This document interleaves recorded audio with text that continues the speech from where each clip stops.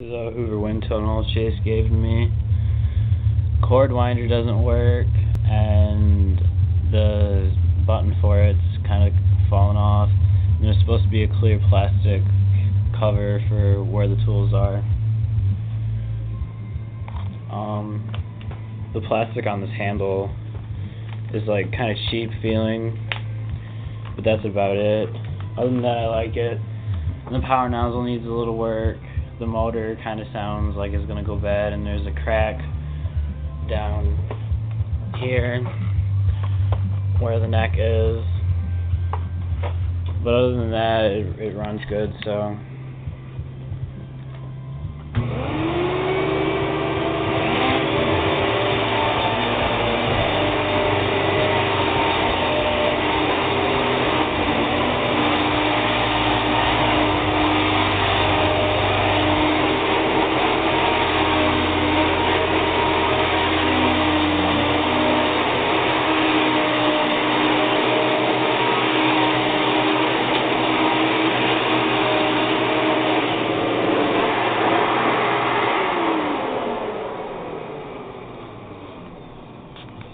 This one grooms good too, not as good as the Dimension though, but this one has a better bag setup, so I use it more.